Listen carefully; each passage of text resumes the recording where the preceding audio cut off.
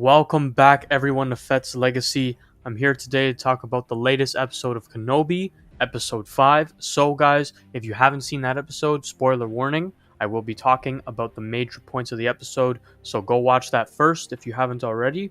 And, guys, if you guys can keep up the support, I really appreciate all the support that's been coming in recently.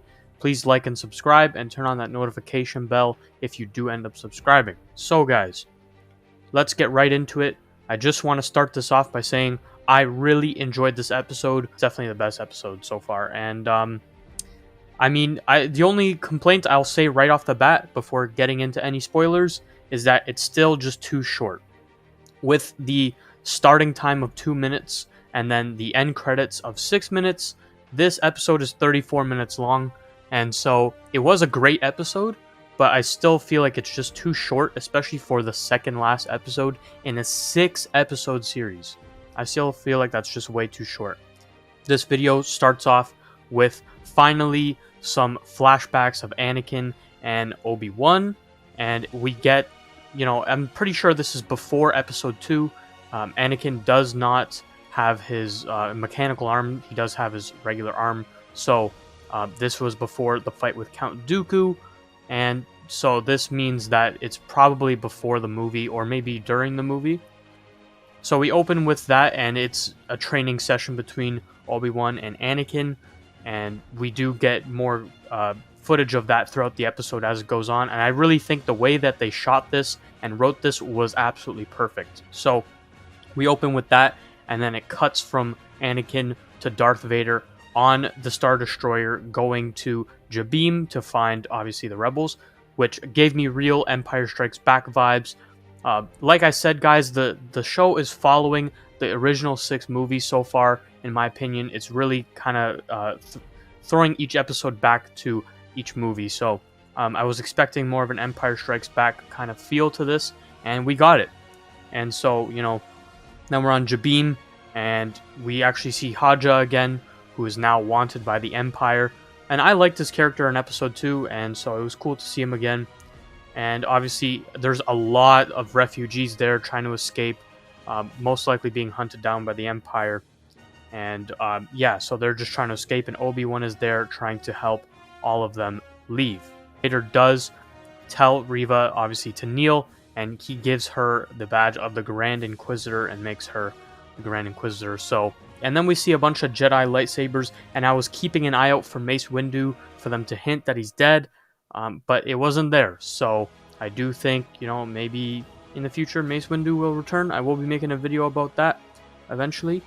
And I didn't recognize any of the lightsabers there, but it seems that Obi-Wan did. And as the Empire arrives and they lock down the base, Obi-Wan says he will attack next. He doesn't have patience for a siege. And then it cuts back to them training, and it shows Anakin being very aggressive, which we know is definitely Anakin's character. And, Obi-Wan is saying to him, the job of a Jedi is to defend life, not take it. And this was definitely Obi-Wan's philosophy. He was a very defensive Jedi. His Form 3 is the most defensive form, and Anakin's Form 5 is the most offensive form. And Anakin says, mercy won't defeat the enemy, which is definitely his philosophy, and he's attacking Kenobi, and it cuts back to Vader breathing and staring out at Jabiim. I mean, this was so good, guys. This was actually amazing. This was some of the best Star Wars content we've had since probably Revenge of the Sith. And just the whole training session was just so good, and it does continue on later.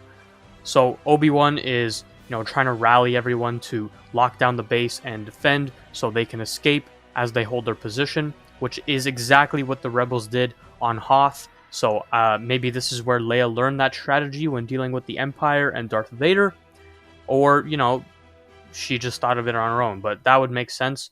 So stormtroopers get together. They send down a huge amount of stormtroopers with a large heavy cannon trying to shoot down the door. And obviously Reva shows up, now the Grand Inquisitor, and she tells them to start blasting the door. Now, since the hangar roof is closed because of Lola, they need to figure out a way to get it open. Roken is having troubles, and so Leia volunteers to go up in there and, mess with the wiring and, fix it. And many people are complaining, like, how does this young kid know what to do? Well, again, I'll call back to, she's a Skywalker. This is, it's in her blood. This is what she does. And also, we saw in the first episode, she's very interested in ships and all of that stuff, so I'm sure she knows what she's doing. She's a very smart kid. Now, this is where my other complaint for the episode comes in. Bail Organa contacts Obi-Wan and says, I know we said no communication, but your silence worries me. I'm afraid that you are dead, or, she is dead, and, if you are dead, I'm gonna go to Tatooine to help Owen with the boy. And for me, this is so lore-breaking. This is such lazy writing, and honestly, terrible understanding of the character Bail Organa, because Bail Organa is not... If this was just any random person messaging Obi-Wan and said all this stuff, then okay, but this is Bail Organa, one of the smartest people in the galaxy, the future of the rebellion. This guy is not the kind of person that would go out and give every single piece of hidden information away on some transmission, especially if he thinks Obi-Wan might be dead and the Empire could have this. Like, come on, that makes no sense.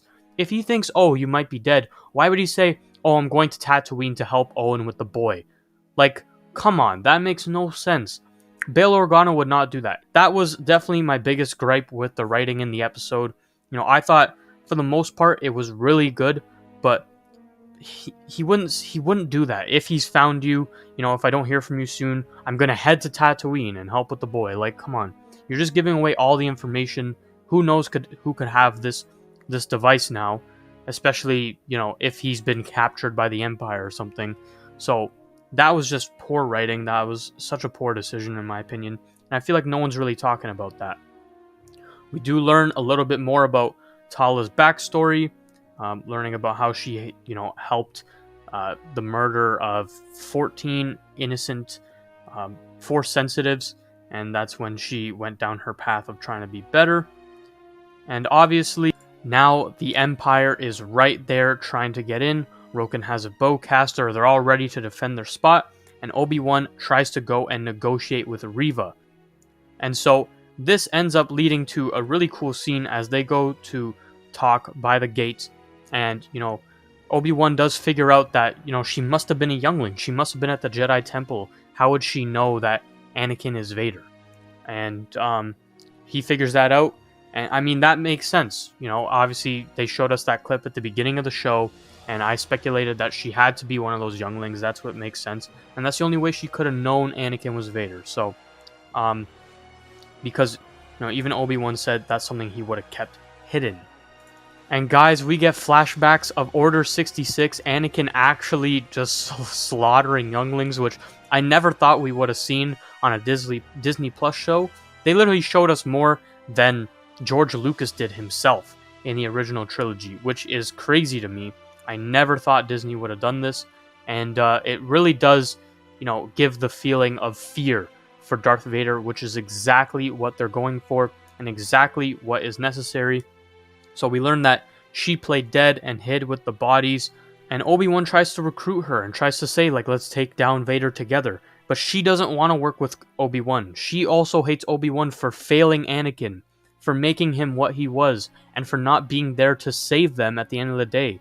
Because, she said she hid with the bodies, and no one really came for her at the end of the day that we know of, and Obi-Wan was Anakin's master. So she blames him a lot for this. Maybe not as much as Anakin, because he was the one who actually did the evil act, but she also hates Obi-Wan, so this explains a bit of her motivation with trying to get Obi-Wan. Reva gets fed up with waiting and, tries to, and they break open the gate. She cuts it open with her saber, and it's an all-out war. The stormtroopers are going in. Kenobi is back in full force, deflecting bolts at stormtroopers and defending the people, but the Empire ends up overwhelming them, and Tala gets injured. Ned B ends up protecting her and sacrificing himself to protect her, but at that point it is too late, and she sets off a thermal detonator to kill the rest of the stormtroopers and, lock them out as the rebels can retreat further back into the base. And so, honestly, guys, I will say, I thought Tala was a pretty good character, and I like Ned B as well. It was a pretty sad scene, actually, both of them going. And I thought this made sense, though. You know, someone important in the story has to die. The Empire is coming in full force, and you know it can't just be everyone survives anymore. So it was a pretty good scene, a lot of emotion, and yeah, I really enjoyed this scene. It really made sense, and Kenobi seemed pretty torn up about that. Vader says stand down, and we already have Kenobi, and it cuts from Darth Vader to Anakin fighting with Obi-Wan again, and we see Anakin has Kenobi on the back foot, has him cornered, and has the upper hand now in the fight, in the duel. And I mean, this was a great scene. Anakin is really attacking Kenobi the same way that Luke attacked Vader, in that exact same pose, hitting his lightsaber over and over, pushing him down the exact same way that Luke and Vader did in episode 6, which was really cool to see. And we see that Anakin now has the upper hand, and he believes he's about to win.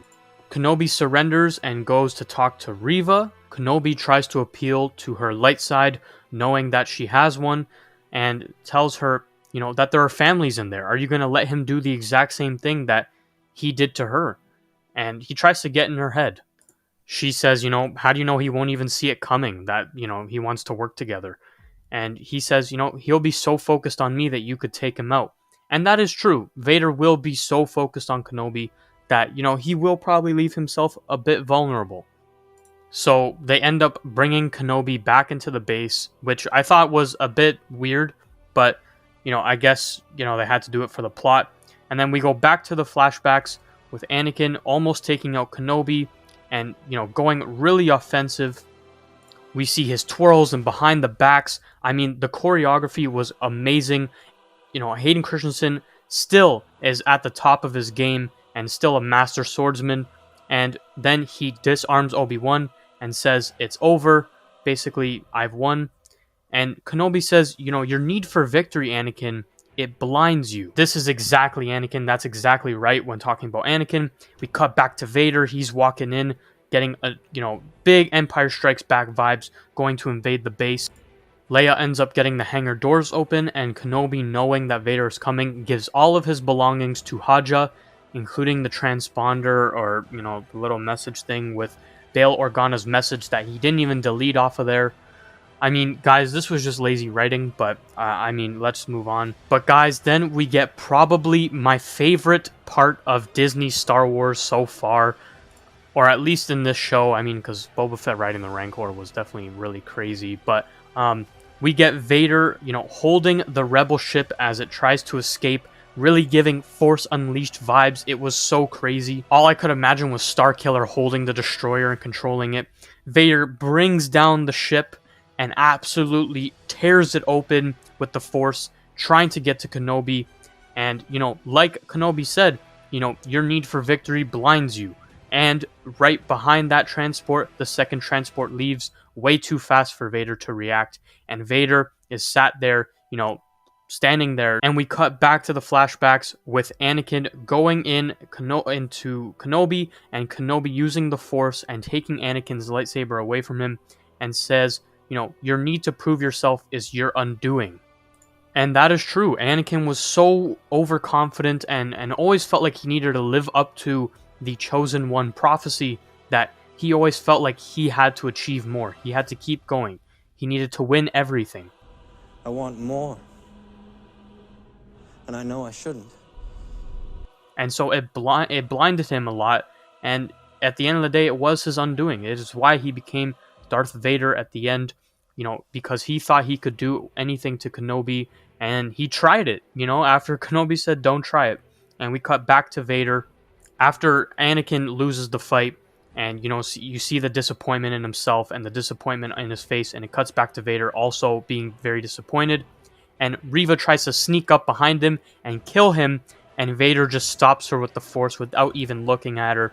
And he says, he was wise to use you against me, which was just a crazy line. That was so good. And again, I took this as he's still teaching Vader. He's still showing him that he's the Padawan. He is the learner. Your need for victory and the way you do things, it blinds you to what could have been done if, he did things differently and he was more patient. But no, Vader went right in, and Kenobi uses Reva against him and now has him looking like a fool. But then this week, honestly, this was one of the coolest scenes. Vader doesn't even have his lightsaber, and Reva is just going after him, and he's just using the Force and moving her around and pushing her, and that was just such a crazy scene. Gave me kind of like Matrix vibes even. It was really cool, and, Darth Vader isn't even trying. He's just toying with her, which we know Darth Vader does all the time. She spins her lightsaber, and he ends up stopping it, mid-spin, takes it, breaks it in half, and gives her the other half for a fair duel. And it goes back to Anakin wanting to prove that he's better than everyone. He wants to show her that he will beat her, and she is no competition for him. Like Kenobi said, your need for victory blinds you, and Vader still has that need for victory.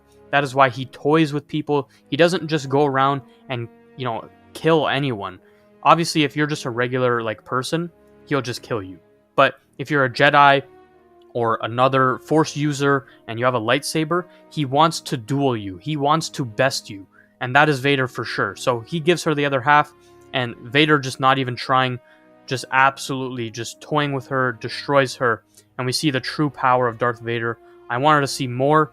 I want to see more of this Vader. It was so cool. He ends up getting both of the lightsabers, and I honestly thought walking up to her, he was going to behead her like he did Dooku with both of the lightsabers. Who knows what they could... They showed him killing younglings in this episode, so, at this point I was like, we could see anything. And as Vader's walking up to her, it shows the flashback of Anakin during Order 66 killing the younglings. And as he plunges his lightsaber into her, it shows Anakin stabbing her as well back in Order 66. And people are debating whether he actually stabbed her as a youngling or not. And I personally think that he did. And I think she held on to her rage to stay alive. Kind of like Darth Maul, or like we then see as the Grand Inquisitor comes in, he survived as well. And he says, revenge does wonders for the will to live. Meaning that I'm sure he held on to his hatred and his need for revenge to survive. And I'm assuming that's what she did. I'm sure she was so hurt and so hateful when she was stabbed by Anakin that she used that to survive as a youngling and hide among the bodies. Because I do think that he actually did stab her. Because why would Anakin just let someone just stand there? You know what I mean? Like, he's either going to get the clone troopers to shoot her, or he's going to stab her. And the Grand Inquisitor says, we will leave you in the gutter, like where you belong, as he takes back the Grand Inquisitor title, and they leave. Now, I will say, people are saying, why didn't Vader just kill her? And I do think this might be because it's more of like an experiment.